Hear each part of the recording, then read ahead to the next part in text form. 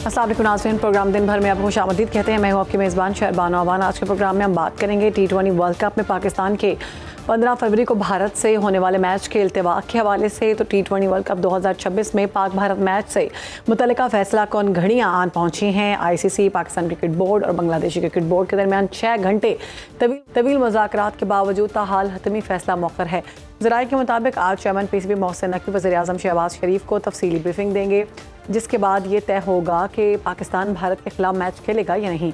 ICC की ख्वाहिश है कि हाई प्रोफाइल मुकाबला हर सूरत हो, मगर पाकिस्तान ने वाज़े कर दिया कि आखिरी फैसला हुकूमती सतह पर होगा। पाकिस्तान का मौक़िफ़ सख्त मगर दो टोक है। PCB ने मुज़ाकरात में रेवेन्यू के दबाव के बावजूद बांग्लादेश के हक, सिक्योरिटी खदशात और खेलों के आदाब से जुड़े उसूली मुतालबात सामने रखें। इसी पर बात करेंगे। साबिक टेस्ट क्रिकेटर तौसीफ अहमद हमारे साथ मौजूद हैं। बहुत शुक्रिया आपका तौसीफ साहब प्रोग्राम में वक्त देने के लिए। तौसीफ साहब, ICC और पाकिस्तान क्रिकेट बोर्ड के तवील मुज़ाकरात के बावजूद पाक भारत मैच पर फैसला आप क्या समझते हैं, क्यों मौखर है और अभी जो डिले दिया जा रहा है, क्या ऐसा लगता है कि मैच खेलने के लिए रजामंदी हो रही है?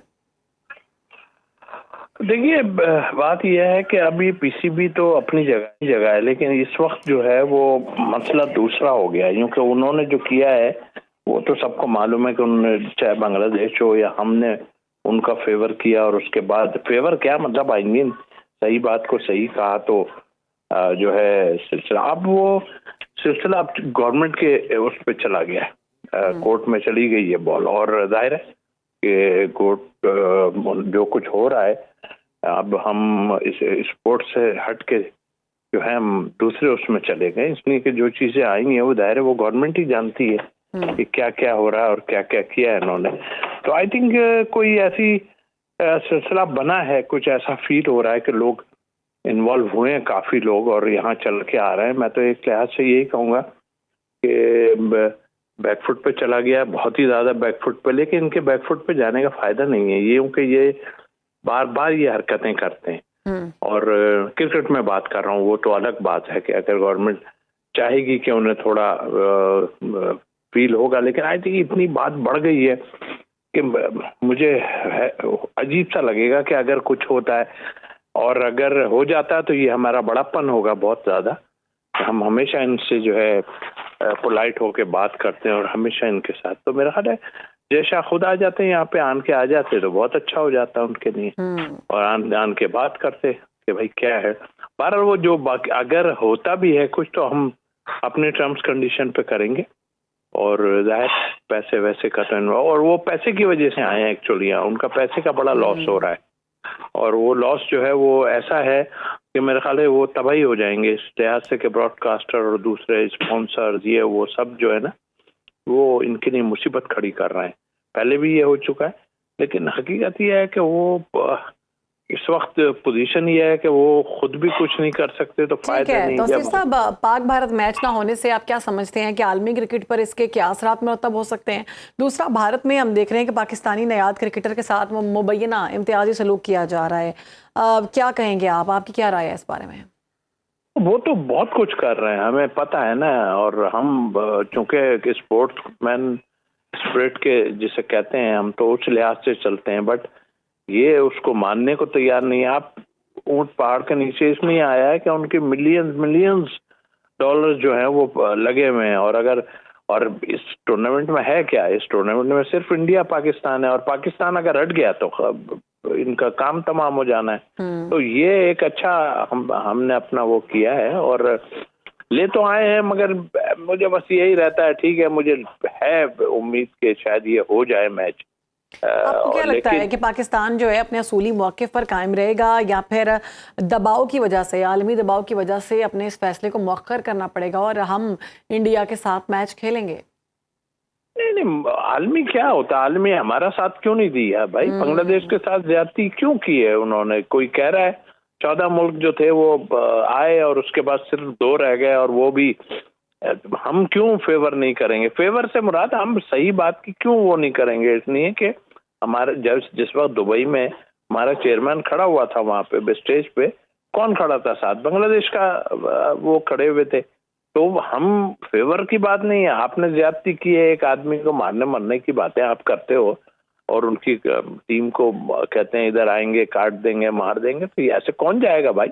वो लोग तो उनके तो इस तरह मोदी सरकार की जो है वो सरकार क्या कहूँ उन्हें, मोदी बदबख्त आदमी जो है वो लगा पड़ा है अपने कामों में और इनको समझ नहीं आ रही है। वो तो वो दरअसल अपनी चीजें बचा रहा है ना। अब ये क्या करें, ये भी तो कुछ, लेकिन बहरहाल ये हो जाता है तो हम फिर मैं भी एक बीइंग एक टेस्ट प्लेयर, एक एक्स प्लेयर, मैं ये कहता हूँ कि हम स्पोर्ट्स को बहुत लाइक करते हैं। हमारे यहाँ कभी भी इस तरह की लैंग्वेज और ये चीजें इस्तेमाल नहीं की गई और इन्होंने हमेशा कुछ ना कुछ किया है जी। तो एक दफा हम देखते हैं अगर वो दूसरी साइड से जहां हमें प्रॉब्लम हुई है गवर्नमेंट के उससे, जो बलूचिस्तान, सीधी बात है कि वहां से हुई है और गवर्नमेंट समझती है कि ठीक है अभी इनको एक दफा मौका दे दो किसी चीज का, तो स्पोर्ट्स और ये तो अलग अलग हो गया ना, ये तो दूसरी चीजें नजर आ रही हैं। तो देखिए अब गवर्नमेंट क्या फैसला करती है। आई होप कि हम तो स्पोर्ट्स के लिए दुआ गवाएं हैं कि अच्छा हो। ठीक है, आखिर में पाक भारत मुकाबला मुलतवी होने की सूरत में आप क्या समझते हैं, खित्ते में क्रिकेट की सियासत और ताल्लुकात पर क्या असरात मुरतब हो सकते हैं? ताल्लुकात हमें क्या करना है उनसे, हमें ताल्लुकात थोड़ी करने हैं। जब ऐसी बातें हैं तो ताल्लुकात थोड़ी रहते हैं, ताल्लुकात वो रखना नहीं चाहते, हम तो फिर भी उसमें हैं और उन्होंने जो हरकतें की हैं तो उसको अब दुनिया कह रही है। मगर बात यह है कि आओ ना सामने, अब सब कहना शुरू हो गए। 14 ममालिक हमारे साथ आए, 2 हम रह गए। ये क्या है? ये जो एसोसिएट मेंबर्स हैं, ये ओमान वगैरह, ये क्या है? ये पैसों के उस पे जा रहे हैं और क्या करना है इनके यहाँ? है क्या? कौन सी क्रिकेट ऐसी है? लेकिन अगर पाकिस्तान नहीं है तो भारत जहां होगा वहां फेलियर है, बिल्कुल कुछ भी नहीं होगा। ठीक है, बहुत शुक्रिया, हमारे साथ मौजूद थे तौसीफ अहमद और इस सारे मामले पर गुजरे थे। नाजरीन, आगे बढ़ेंगे और बात करेंगे 25 बरस बाद लाहौर में बसंत का 3 रोज़ा तारीखी फेस्टिवल एहतमाम पजीर हो चुका है। शहर भर में रंग, रोशनी, पतंगें और खुशियाँ नजर आई, मगर सुबह 5 बजते ही पतंगबाजी बंद कर दी गई और ताहुक्म सानी पाबंदी नाफिज कर दी गई है। कानून नाफिज करने वाले इदारे एक बार फिर मुतहरिक हो गए। पुलिस, रेस्क्यू और ज़िला इंतजामिया ने बसंत के तीनों दिन फील्ड में मौसर निगरानी की। वज़ीर आला पंजाब मरीम नवाज की क़यादत में महफूज बसंत का मॉडल कामयाबी से नाफिज हुआ, जिसमें शहरियों ने कवायद ज़वाबित की मुकम्मल पासदारी की। बसंत सिर्फ त्यौहार नहीं बल्कि एक बड़ी मौशी सरगर्मी भी साबित हुई। 3 रोज़ में 9 लाख गाड़ियों की लाहौर आमद रिकॉर्ड की गई, जबकि मुफ्त सफरी सहूलियात से 20 लाख से ज़्यादा मुसाफिर मुस्तफ़ीद हुए। गैर मुल्की सिफारतकारों, शोबिस शख्सियात और ओवरसीज़ पाकिस्तानियों की शिरकत ने लाहौर को आलमी तवज्जो का मरकज़ बना दिया। हुकाम के मुताबिक बसंत से 3 अरब रुपये से ज़ायद की मौशी सरगर्मियाँ पैदा हुई, जो सयाहत, ट्रांसपोर्ट और मकामी कारोबार के लिए खुश आइंद इशारा बताती हैं। इसी पर बात करेंगे। हमें ज्वाइन किया है हमारे ब्यूरो चीफ लाहौर अली शराज ने और तजियाकार राजा मोहम्मद खान हमारे साथ मौजूद हैं। अली शराज, सबसे पहले तो 3 दिन हमने देखा कि जो लाहौर का आसमान था वो रंग बिरंगे रंगों से नज़र आया, भरा हुआ रोशनियों से, लोग बहुत खुश थे, जश्न का समा था। मुझे लगता है अगर मैं ये कहूँ कि ईद पे भी मैंने कभी लोगों को इतना खुश नहीं देखा तो ये गलत नहीं होगा। क्या कहेंगे, ओवरऑल सिचुएशन कैसी रही? जी बिल्कुल, शहर लाहौर में जो बसंत मनाई गई है उसका तो जोशो खरोश जो है वो पूरी दुनिया ने देखा है। और ये बसंत कमाल बसंत बनाई गई है। ये खाली फेस्टिवल नहीं रहा, यहाँ पर पूरी दुनिया से लोग आए और इसको एंजॉय किया। और पहली बार इतना बड़ा बिजनेस जो है वो लाहौर में सिर्फ बसंत का जो है वो बनाया गया है। इस वक्त 20 अरब रुपया बताया जा रहा है। काइट फ्लाइंग एसोसिएशन की जानिब से अभी कुछ देर पहले प्रेस कॉन्फ्रेंस हुई, उसमें बताया गया कि 20 अरब रुपए का जो है वो बिजनेस जो है वो लाहौर ने किया है। इसके साथ साथ अगर पतंगों की बात करें तो पतंगे और डोरों का जो बिजनेस है वो भी 3 अरब रुपए से जायद का जो है वो बिजनेस किया गया है। लेकिन यहाँ पर कुछ कमियां कोताहियां भी देखने में आई थी, क्योंकि पतंगों के और डोरों के रेट्स बहुत ज्यादा थे, छतों के रेट बहुत ज्यादा थे, जिसकी वजह से गरीब आदमी थोड़ा सा जरा बसंत से जो है वो परेशान रहा है। लेकिन ओवरऑल अगर बसंत की बात की जाए तो मरियम नवाज ने बाकायदा तौर पर जो ये फेस्टिवल करवाया है इसका कोई जोड़ नहीं, वाकई बहुत ही महफूज बसंत रही। मोटरसाइकिलों पर राड भी लगाए गए, लोगों को जो है तहफ़्फ़ुज़ भी फराहम किया गया। इसके साथ साथ जहां पर अगर बात की जाए कि यहाँ पर हादसात की अगर सूरत हाल देखी जाए तो लाहौर के अंदर अगर सिर्फ डोर फिरने के, सिर्फ जख्मी होने के 3 से 4 वाकयात जो हैं वो सामने आए हैं। जबकि इसके साथ साथ जो छत से गिरने के वाकयात पेश हुए हैं उसके अंदर काफी सारी जगहों पर छतें कमजोर होने की वजह से या उसके जो अपना दीवारें थी वो छोटी होने की वजह से कोई ऐसे हादसे पेश आए। लेकिन डोर फिरने से किसी की हलाकत जो है वो सामने नहीं आई। ये बहुत बड़ी चीज थी और इसको कंट्रोल करना सबसे जरूरी जरूरी था, लेकिन क्योंकि लाहौर के अंदर ये पहली बसंत मनाई गई है, अब दूसरे सूबों की तरफ भी बसंत मनाने की तैयारियां की जा रही हैं। काइट फ्लाइंग एसोसिएशन के जो सदर हैं शेख शकील, उन्होंने अभी हमें बताया है कि एक और बसंत की तैयारी भी जो है वो चल रही है, उसके हवाले से भी मीटिंग्स की जा रही हैं। लेकिन अब जो बसंत होगी उसमें ना सिर्फ गुड्डी डोर का जो रेट है उसको तय किया जाएगा, बल्कि इसके साथ साथ जो यहाँ पर शॉर्टेज का मसला हुआ था उसको भी दूर करने के लिए दूसरे इजलास से जो गुड्डी डोर मंगवाई जाएंगी उसके ऊपर भी जो है वो काम जारी है। इसी तरह पैटर्न चीफ जो यहाँ पर मौजूद थे प्रेस कॉन्फ्रेंस में, उन्होंने भी ये बताया कि कुछ जगहों पर जहां पर कमी कोताहियां रह गई हैं उनको दूर करने के लिए इंतजामिया के साथ जो है वो बातचीत चल रही है, और आने वाली बसंत के अंदर किसी भी किस्म की जो मुनाफाखोरी है उसको भी रोका जाएगा, और इसके साथ साथ हिफाजती इकदाम मजीद सख्त किए जाएंगे।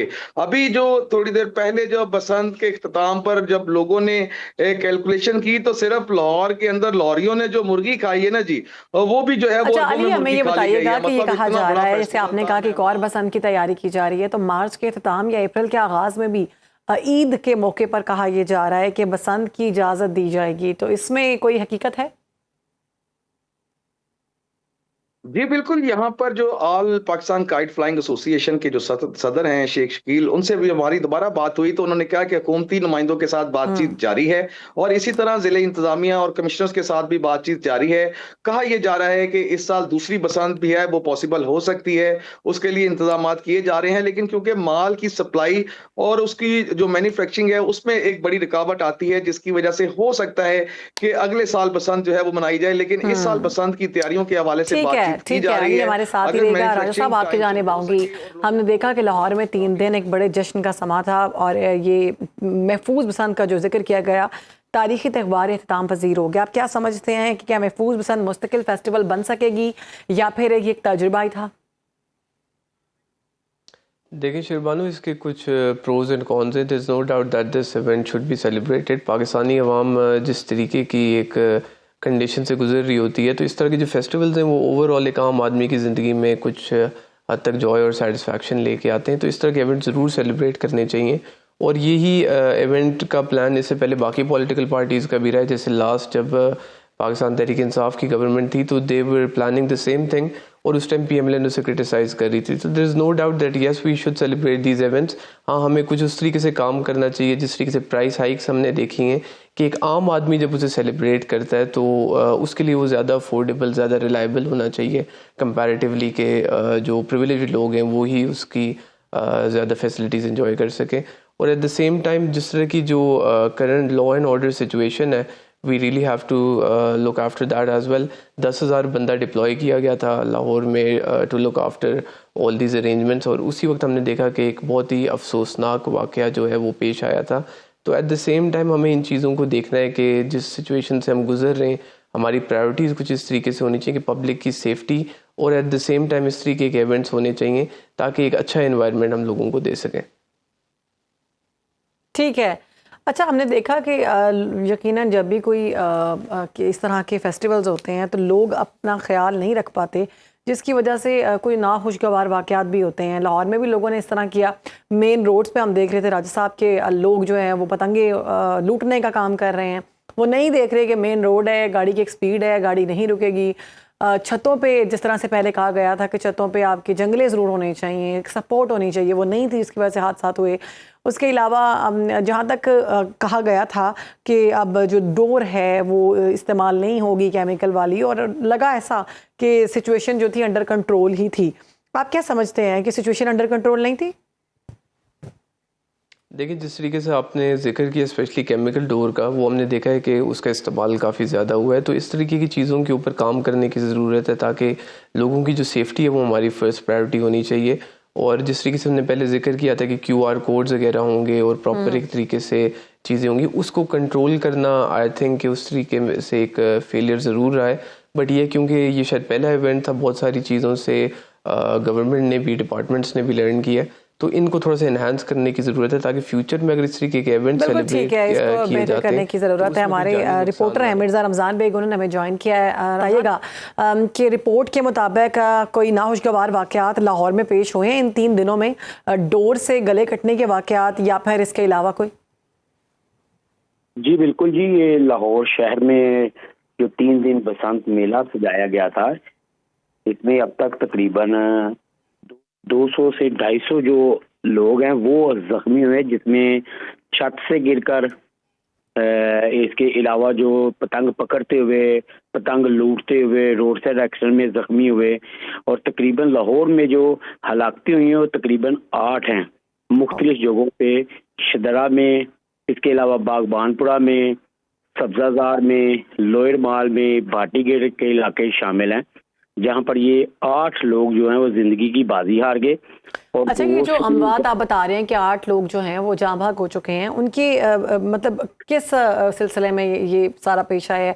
वो जो हमने 1-2 वीडियो भी देखी है कि अपने आप को खुद ही आग लगा ली गई, अनप्रैक्टिस, जो लोग प्रैक्टिस नहीं करते, ट्रेंड नहीं होते, वो ये करतब करने की कोशिश करते हैं, इस तरह के वाकयात थे या फिर डोर से गले कटे हैं लोगों के? ये मुख्तलिफ वाकयात थे जिसमें केमिकल डोर का जो इस्तेमाल किया गया, और जब वो 11,000 केवी तार पे गिरी या क्लच का इस्तेमाल किया गया तो एकदम से दबाका हुआ, जिसके नतीजे में 2 भाई और एक उनका बेटा जो वो झुलस गए थे। ये सब्जाजार का वाकया पेश आया था और अभी भी वो जेरे इलाज हैं जिन्ना अस्पताल में, हालत उनकी क्रिटिकल बताई जा रही है। इसी तरह बागबानपुरा में भी पतंग लूटते हुए जो नौजवान है वो तारों के साथ छू गया, जिसके नतीजे में वो झुलस के जाँ बाक हो गया था। इसी तरह छत से गिर के वाकयात जो हुए हैं, फिर पतंग लूटते हुए हैं, पतंग उड़ाते हुए पीछे चले गए हैं, वो एक हम ठीक है ना, उसके बाद वाकयात भी हुए हैं। बहुत शुक्रिया। मिर्जा रमजान बेग हमारे साथ मौजूद थे, अली शराज इस हवाले से अपडेट कर रहे थे और राजा मोहम्मद खान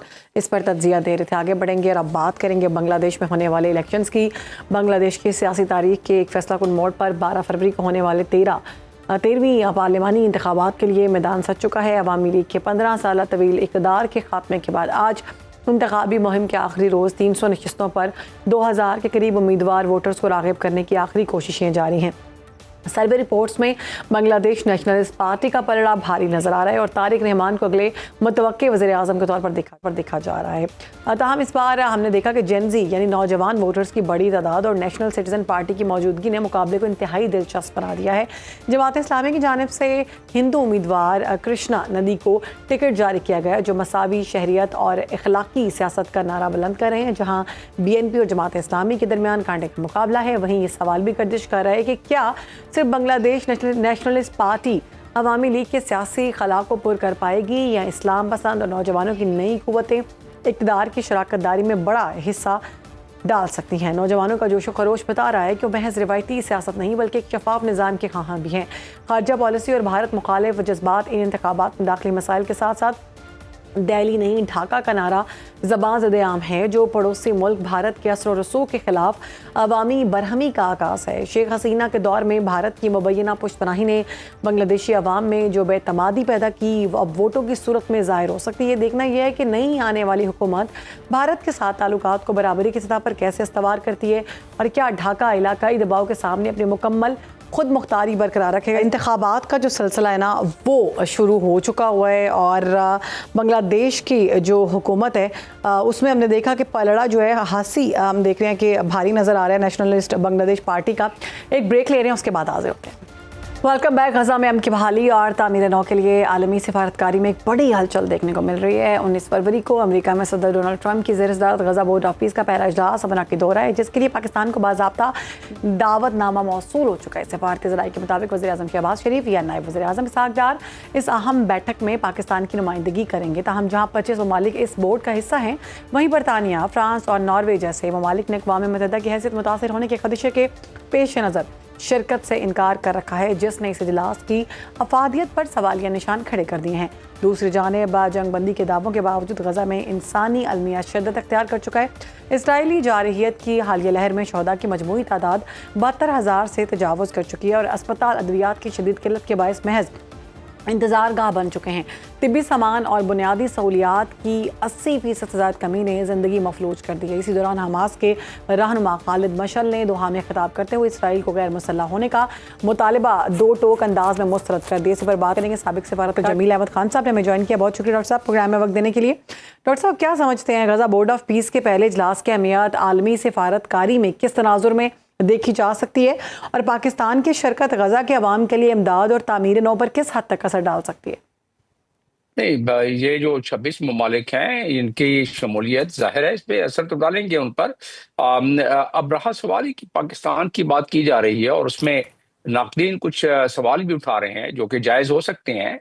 लेकिन सवाल ये है कि अगर न जाया जाए तो ज़्यादा नुकसान है या पाकिस्तान बाकी ममालिक जो हैं, टोटल 26 ममालिक इसमें भी शामिल हैं, तो अगर वो ना जाए तो ज़्यादा फ़ायदा है या वो जब उसमें शामिल हो जाए तो ज़्यादा फ़ायदा है। मैं चंद हक़ाइक़ पेश कर देता हूँ और चंद दलाइल पेश कर देता हूँ ताकि अंदाज़ा हो जाए कि इसमें फ़ायदा हमें कितना, उनको फ़लस्तीनियों को कितना फ़ायदा है इसमें या कितना नुकसान है। सवाल ये है कि 20 नुकाती ये जो बोर्ड ऑफ पीस का सिलसिला जब से चला, इस पे जो इंटरनेशनली नुक्ताचीनी हो रही है वो ये हो रही है कि अक़वाम मुत्तहिदा की ये एक पैरेलल इन्होंने एक बना लिया है तंजीम, जो कि इस किस्म के मामलात को हल करेगा, क्योंकि उसके चार्टर में दिया हुआ है गजा और उसके अलावा दुनिया के दूसरे कॉन्फ्लिक्ट जो है उसका भी तस्करा। तो ये बात दुरुस्त है कि अक़वाम मुत्तहिदा का असर थोड़ा सा मध्यम तो पड़ सकता है, लेकिन ये बात भी दुरुस्त है कि अक़वाम मुत्तहिदा पिछले 74 सालों से कोई भी मसला, खास तौर पर कश्मीर के हवाले से और 75 सालों से और फ़लस्तीन के हवाले से 74 सालों से कोई हल नहीं करा सके मसला। हालांकि इसमें कोई 60 के करीब रेजोल्यूशन हैं फ़लस्तीन के हवाले से, और उसमें जो इम्प्लीमेंटेबल रेजोल्यूशन है 1 दर्जन के करीब है, जिसमें ओस्लो अकॉर्ड भी है, उसमें जिसमें कि 1967 की जो बाउंड्रीज है, जिसमें 242 जो अक़वाम मुत्तहिदा के रेजोल्यूशन वो भी इम्प्लीमेंटेबल है, लेकिन नहीं मानता इजराइल। अब रहा सवाल कि ऐसी सूरत हाल में जबकि मैसेकर हो रहा था और अक्टूबर में जब ये सीज फायर हुआ तो उसमें कुछ थमा है, मैं ये नहीं कह रहा हूँ खत्म हो गया, क्योंकि 500 अफराद उसके बाद भी शहीद कर दिए गए हैं फ़लस्तीन में, लेकिन उस शहादतों की वजह क्या है वो भी मैं बता देता हूँ। तो अगर वो ना होता सीज फायर तो रोजाना 200, 300, 400 अफराद शहीद हो जाते। अब ये है कि पिछले तकरीबन ये जो माह गुजरे हैं 4-5 माह, उसमें 500, जो कि जाहिर है बड़ी अफसोसनाक बात है, लेकिन बहरहाल बहुत कमी और बहुत ज्यादा कमी आई, इसलिए कि सीज फायर हुआ और चंद ममालिक बीच में, पाकिस्तान जैसे इसके बीच में पड़े हैं, जिसकी वजह से अब उनको बहाना क्या मिला है, 500 अफराद को, 500 लोगों को, फलस्तीनियों को शहीद करने का, ये मिला कि अभी तो इम्प्लीमेंट ही नहीं हुआ है। डॉक्टर साहब, खालिद मशअल की जानिब से जो हथियार ना छोड़ने की पॉलिसी पर बात की गई है, आप क्या कहते हैं कि ये जो उनकी जानिब से बात की गई है ये मुमकिन तौर पर दुरुस्त है?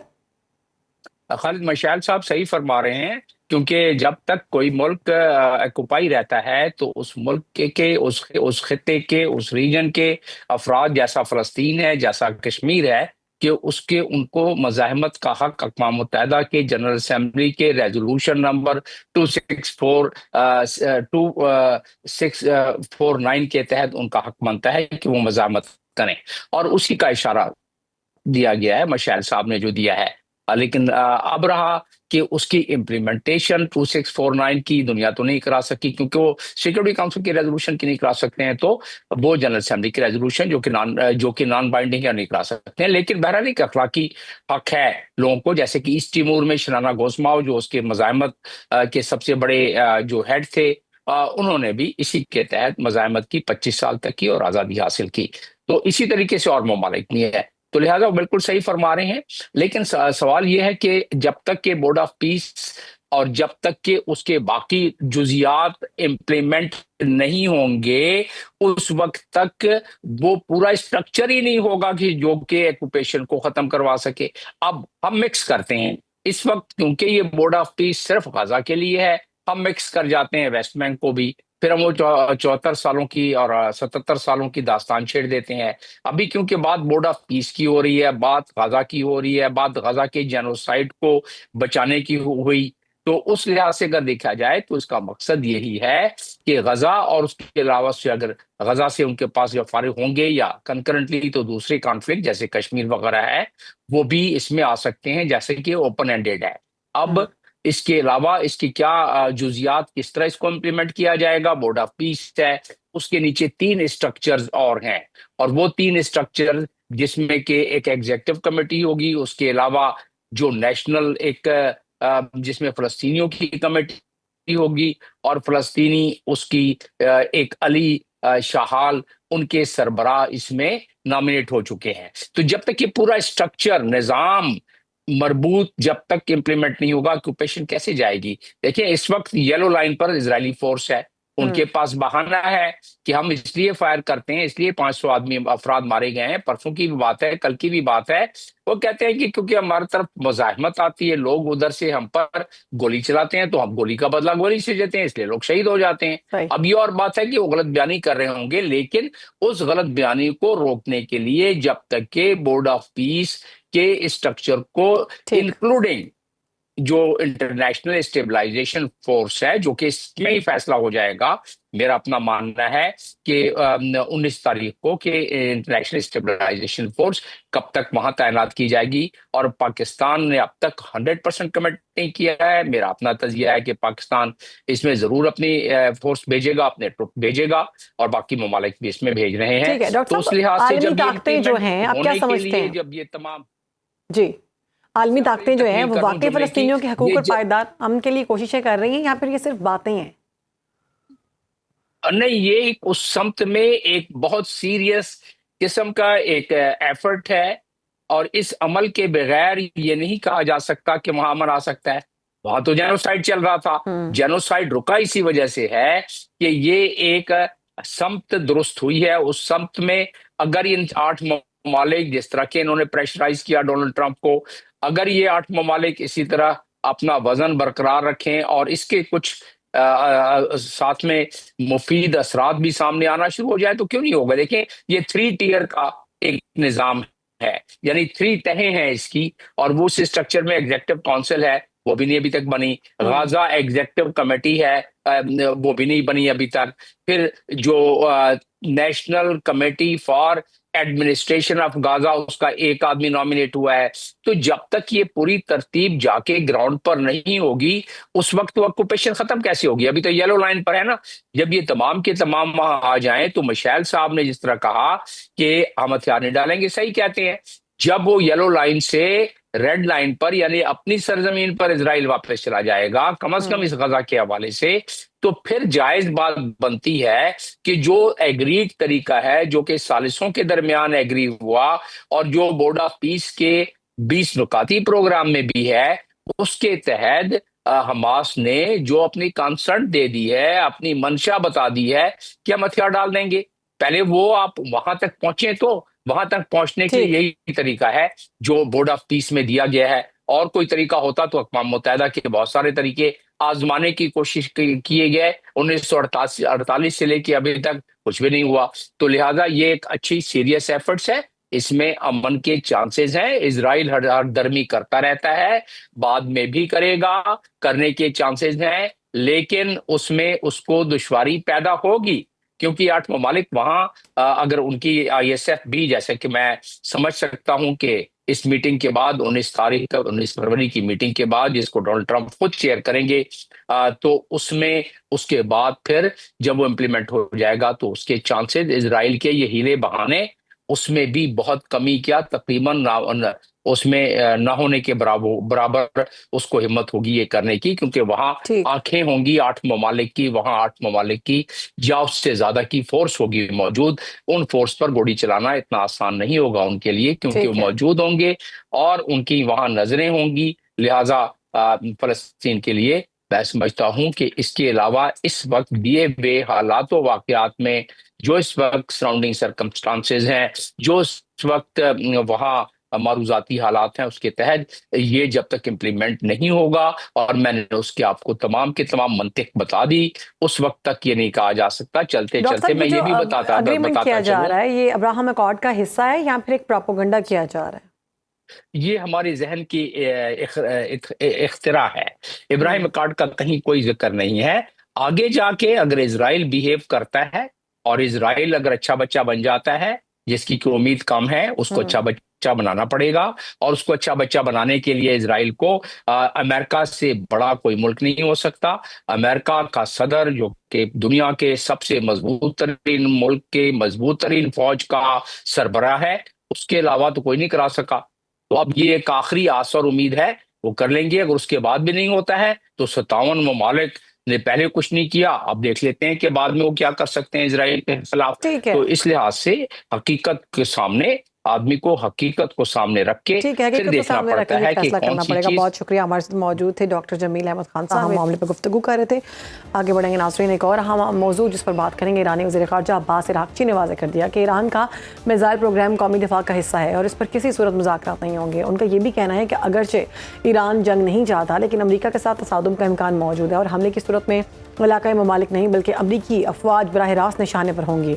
ईरानी आर्मी चीफ अब्दुर्रहीम मौसवी ने कभी दो टोक लहजे में खबरदार किया कि किसी भी मुहिम जुई की सूरत में दुश्मन को स्ट्रेटेजिक शिकस्त का सामना करना पड़ेगा, क्योंकि ईरानी अफवाज हर तरह की सूरत हाल से निपटने के लिए मुकम्मल तौर पर तैयार है।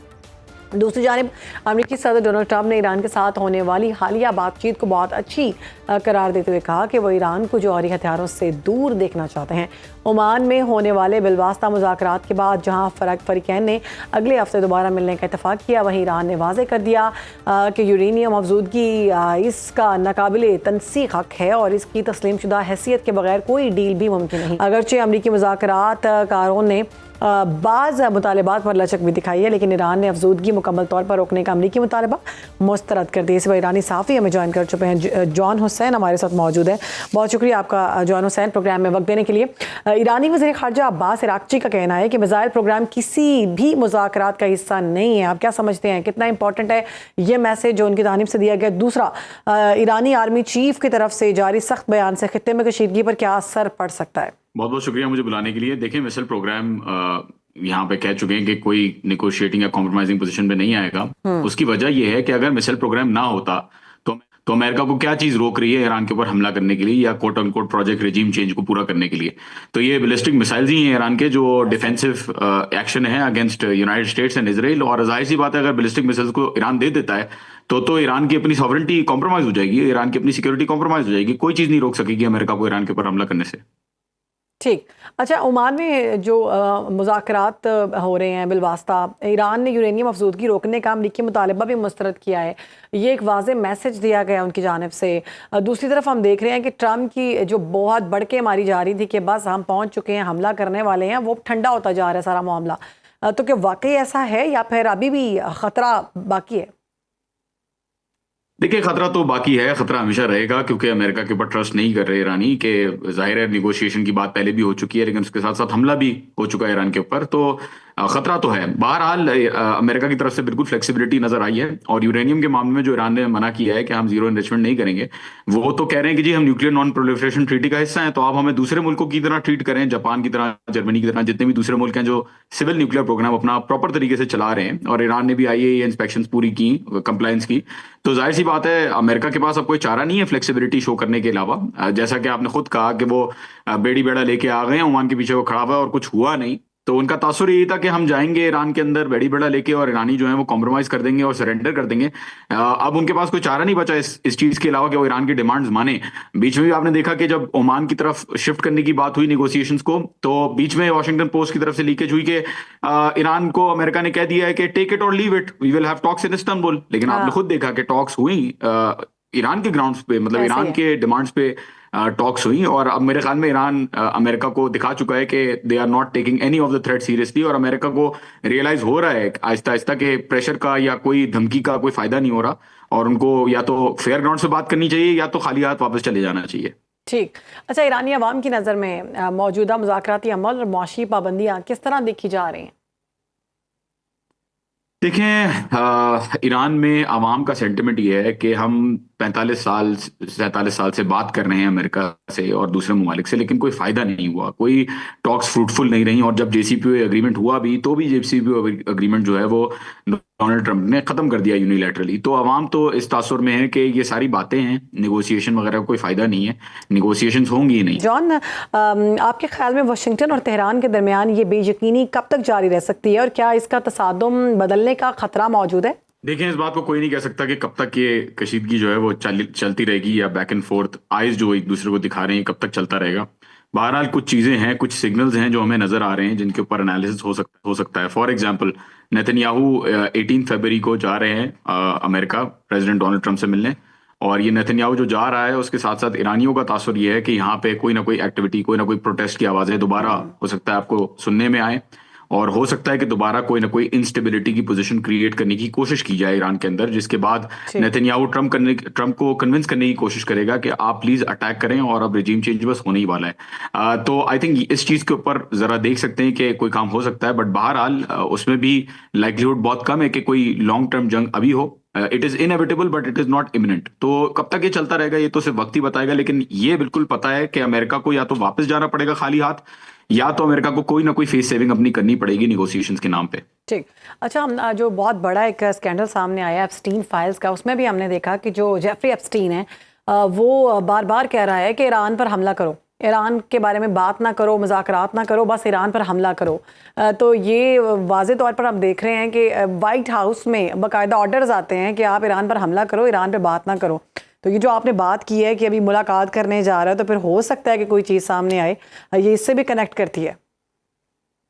बहुत मुझे खुशी हुई, आपकी बहादुरी पे बहुत खुशी हुई, मुझे अच्छा लगा आपने इतना खुल के बोला, और बिल्कुल इस पे तो कोई दो राय नहीं है। एप्स्टीन फाइल्स और किसके लिए एप्स्टीन काम कर रहा था, क्या कर रहा था, वो किस तरीके से लेवरेज क्रिएट कर रहा था, और ट्रम्प साहब के ऊपर उसके पास कितना लेवरेज है, ये तो सबको ही पता है, ये तो ओपन बात है। तो बिल्कुल सही कहा आपने, अमेरिका के तो फायदे में ही नहीं है, इंटरेस्ट में ही नहीं है ईरान के साथ किसी भी तरीके की लड़ाई करना है, किसी भी तरीके का मसला क्रिएट करना है। ये तो इसराइल है जो बेसिकली चाह रहा है। और बिल्कुल एप्स्टीन फाइल्स आपने देखा कि कितने क्रिटिकल मोमेंट के ऊपर आई, जब ट्रम्प साहब को प्रेशराइज किया जा रहा था कि आप करें अटैक, और हो सकता है कि नेतन्याहू अब जा रहा है तो फिर एप्स्टीन फाइल्स क्या तो दूसरी चीजें क्या, लेकिन सबको पता है कि Israel is the primary foreign policy driver of the United states, इसमें कोई दो राय नहीं है। और अमेरिका अगर ये गलती करेगा तो इसराइल की कहने में करेगा।